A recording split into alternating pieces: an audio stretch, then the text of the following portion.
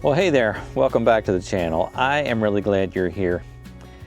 You know, there is something that I am really good at. That is procrastination. Let me show you what I'm talking about. So remember a few weeks ago, I bought this 16-foot car trailer back, which is going to be my equipment trailer. And I was all gung-ho. I got the new wheels and tires to replace the 37-year-old wheels and tires that were on there. I welded a new jack on the front, did some rust proofing and then painted that black. But the next thing that I need to do is to rewire it because the wiring is not right. The brakes are not hooked up. So I need to wire all that back into place. And that's where I've been putting things off because I don't want to lay on my back. I get tired. I just didn't want to crawl into there and work on my back. And that's why I've been putting it off. So yesterday I went around and I took all the old lights off, and I even used my grinder with my flap disc sanding wheel and cleaned up the areas, repainted it. I mounted new lights all the way around, and now I have to wire it up. I originally was going to try and lift the trailer up on its side with my tractor and work on it sideways, but the B2601 has a lift capacity of about 1,000 pounds, and it just wouldn't pick it up. When I went under the side, I couldn't get it to lift up the side.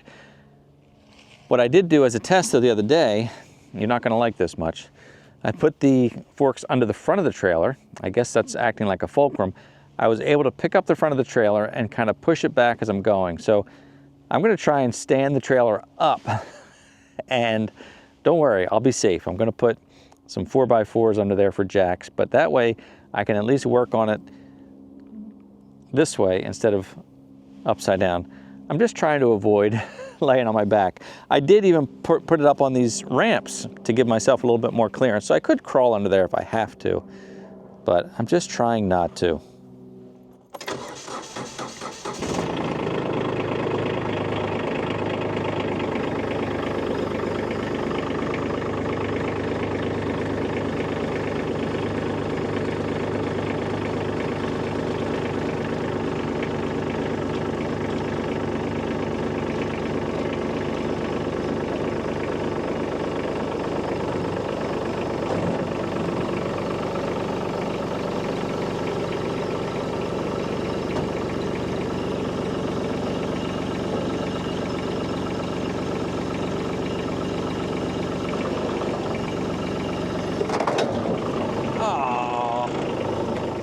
You know, procrastination and laziness never pay off because now I created more work for myself. I need to replace a board or two. They were getting pretty rotten anyway, but I probably would not have bothered replacing them just yet.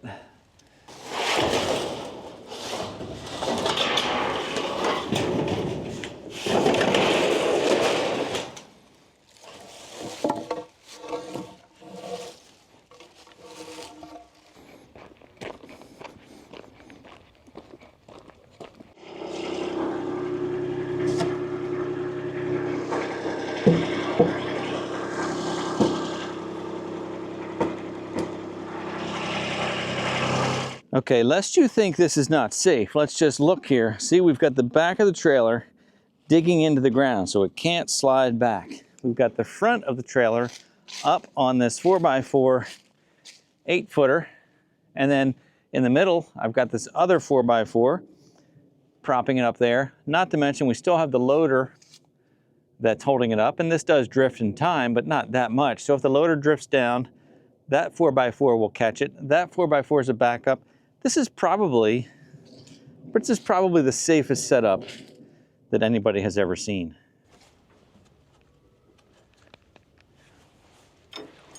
Yeah, this is safe. This is very safe. Nothing to see here. Nothing to see.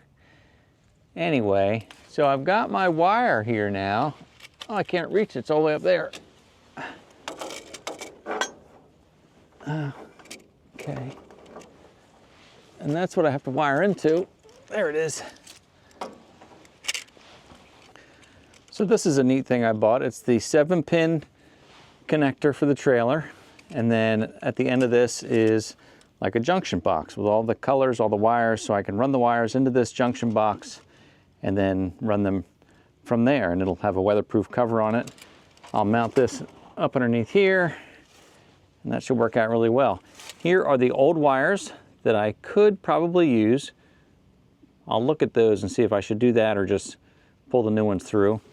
These are the brake wires, which I did reconnect at the brakes when I had the wheels off. So if they're still tied together, they should all come up front to this, which is going to give me my brake line controls. And then I just need to run wires out to the side marker lights from here as well. So really, the first thing I'm going to do is just clean these wires up. They're hanging down. They don't really do a nice job with these trailers. At least they didn't in 1987.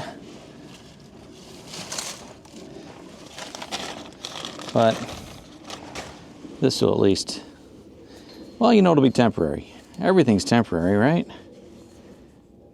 It can be temporary for as long as it has to be.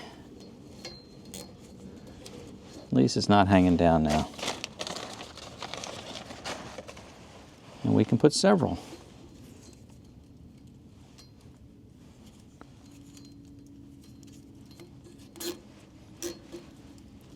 That is nice.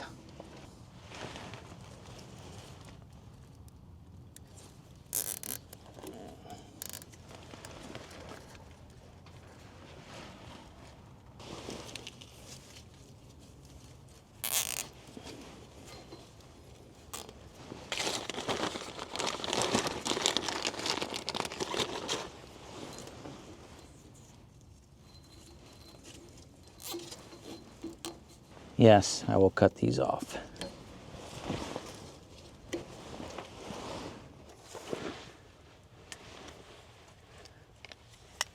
Let's just cut all these old wires off here.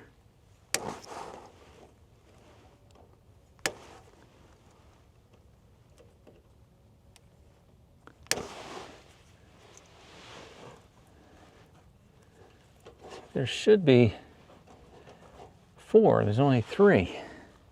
So these side marker lights, we've got the white one, which is ground, the brown one, which is power for running lights. This is really a short little wire, so I couldn't really get it around the screw. So what I'm thinking is if I can drill a screw hole here, I can put a lead on that and screw that right to the frame. That would be ground. Rather than running a ground wire from here all the way back to the junction box, I should be able to run the ground right to there.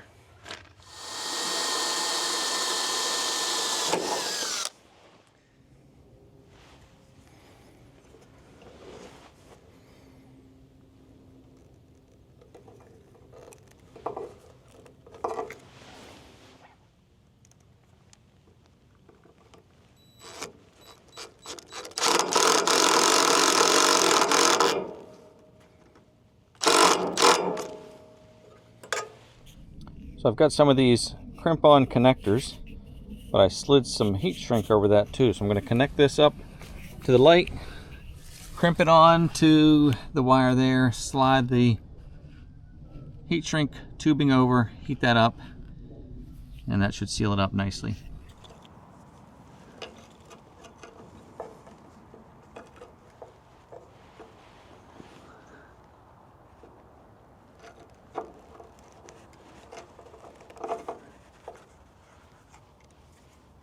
This is a neat little mini heat gun that I got off of Amazon, and it's great for shrink tubing. So I'll put a link in the description, in the YouTube description for this if you want to check it out. But it has worked out pretty nicely. Has that little shield at the top to kind of direct the heat back down.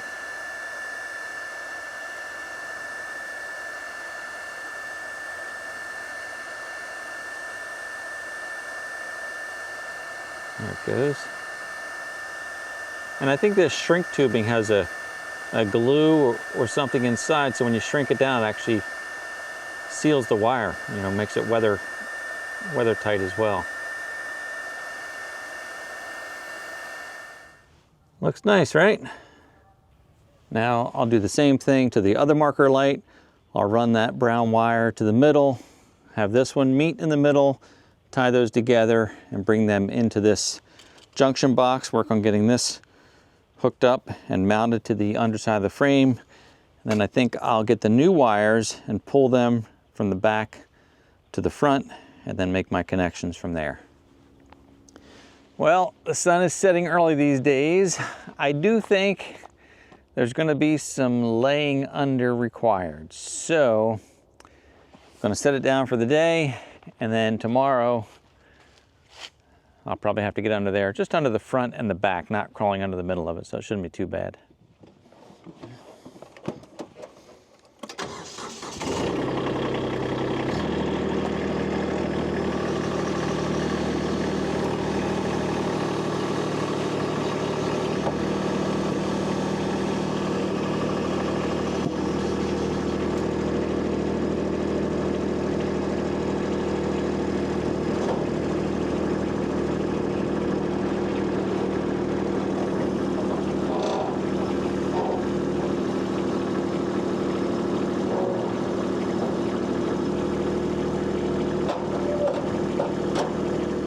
Well, it's a new day, and it's a beautiful day today.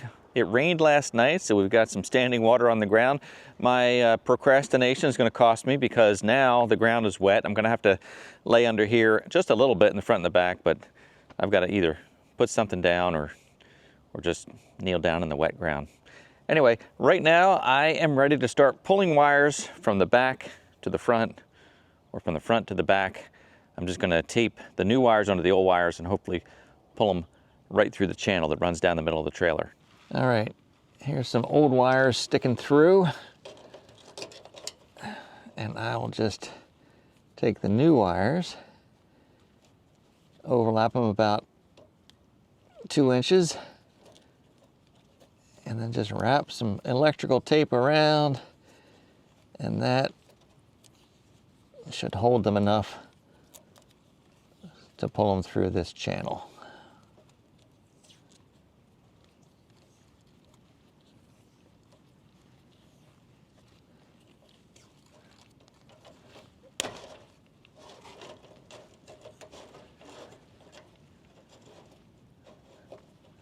Then we'll go to the back, pull them through. All right, now underneath the back side, here's all the old wires. There's a hole in that channel. So I should be able to just pull through.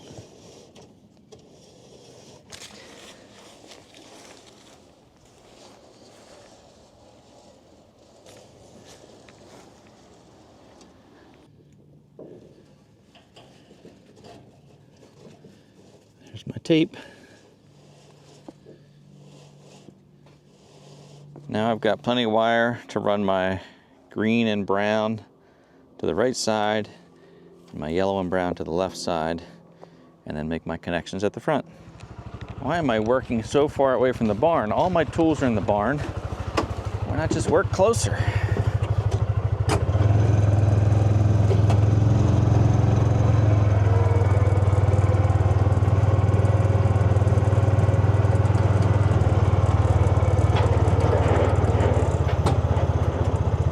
Instead of using the crimp-on splices or butt connectors, I've got these low temperature solder connectors.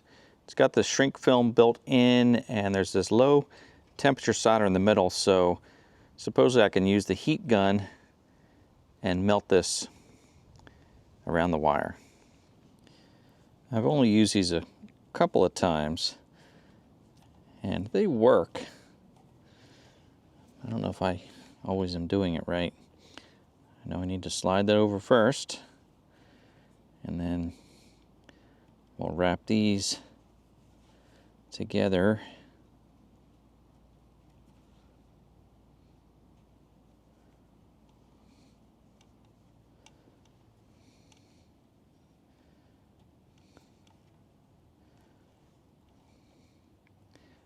And then slide this over so that the solderless connection is right over the two wires. So I've got my little heat gun here, and it takes a good amount of heat to melt this, but it works. I found that with these type of connectors, you see the blue lines here, and I think you know it's done when that blue sort of melts in and blends in with the rest of the, I guess it's an ink. I tend to focus most of the heat in the middle where the solder is.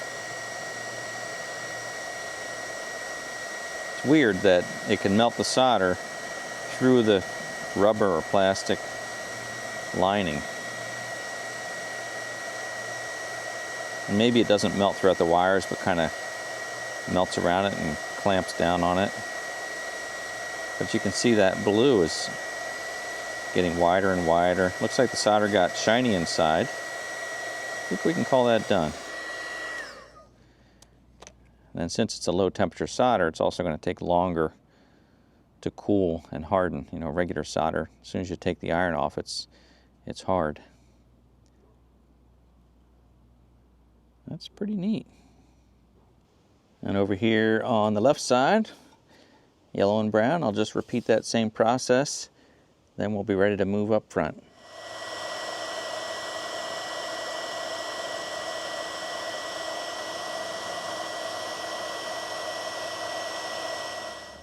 You know, I'm kind of a fan of this. I think that's a great connection. It should be weather tight, pretty well sealed. That's pretty fun. I'll put a link in the description to these, as well as the heat gun or anything else I'm using here, because you might like these too. Now, the only way I have to secure these wires underneath is to staple them to this wood.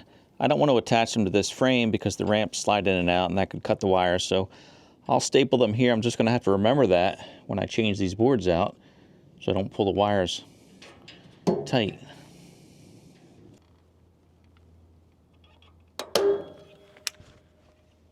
I left a little service loop here. That way, if I ever have to change that light again, I'll have a little extra wire I can pull through. All right, so now I want to mount this terminal block. I want to put it up underneath the tongue here so that it's protected from being kicked or hit with anything. So I'll have to drill a couple holes in the tongue.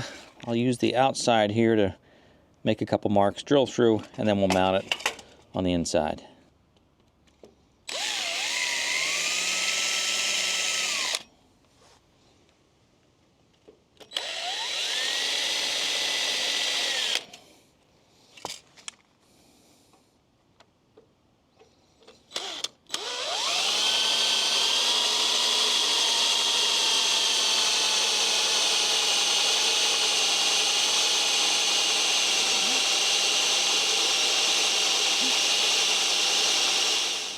All right, let's see if we can run a tap through there.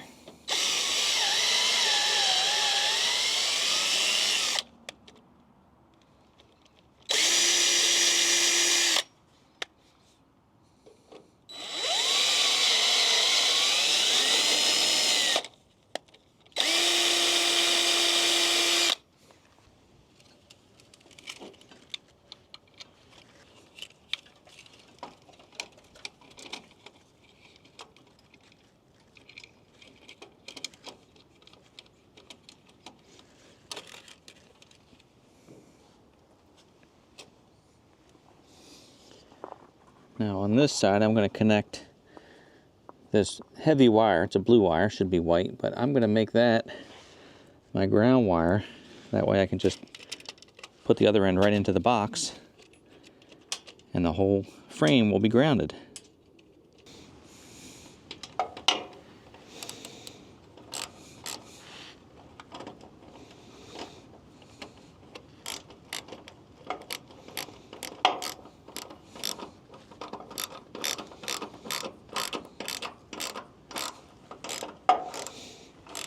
All right, so I've got all my wires coming up to the front now, and all these browns get tied together because they are the tail lights and the side marker lights. So those browns go together.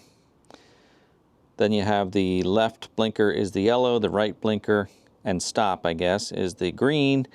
And then these are the trailer brakes. You've got ground and hot. From what I understand, it doesn't matter which is which as long as one is ground and one is hot with the brake controller. So that's it. That'll be all the lights, all the brakes. Now I just need to get them all together into this box and tie them up neatly inside. There are some weather resistant grommets for that box. I put a little X slice in there and I'm going to run all the wires except the brakes through this grommet, and then I'll run the brake wires separately through another grommet. Okay, so I crimped all the connectors on, connected them to the appropriate places, which was easy to do because the chart came with the block. So standard trailer, 7-pin, just follow the colors. And now I just have to put the cover on and tidy it up.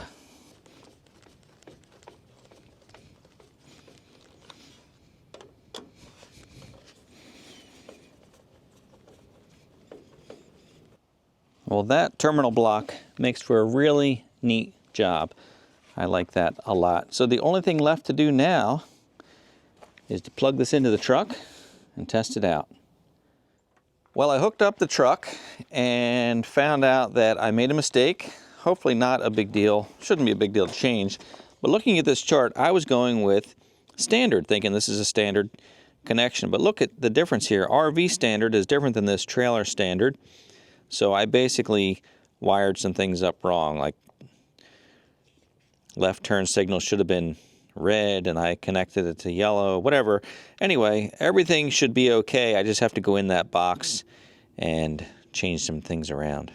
The beauty of using this terminal block is that I can disconnect the wires from the wrong pole and put them on the right one, where if I had lugged these wires together, twisted them together, I'd have to redo the connection. So this will be really easy to change out. So basically I need to move the yellow wire to the red terminal, the brown wire to the green terminal, and the green wire to the brown terminal. That's all. Yellow to red, brown to green, green to brown.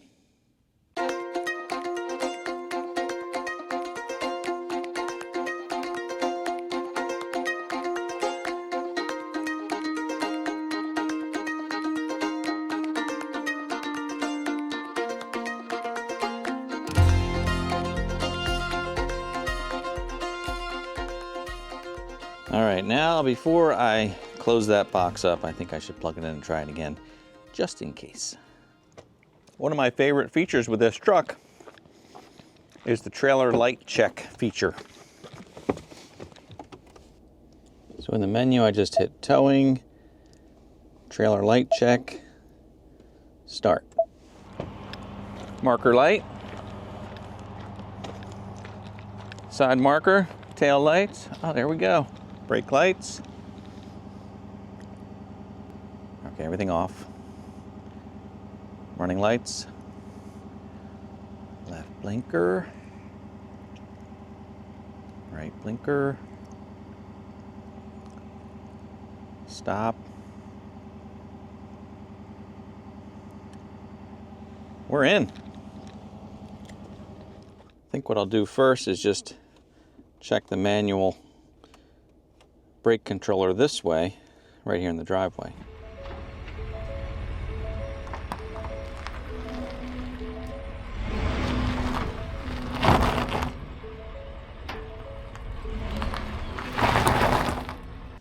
Well, I've got at least one brake locking up in the gravel. I suppose to do this right, I should jack up the trailer and check each wheel. But for now, I'm going to take it down the road because these brakes have probably not engaged for a decade at least. So let's just wear them in a little bit. I'll see if I can slow down without putting my foot on the brake. Oh yeah. I've got the gain set all the way up to 10. Feel good.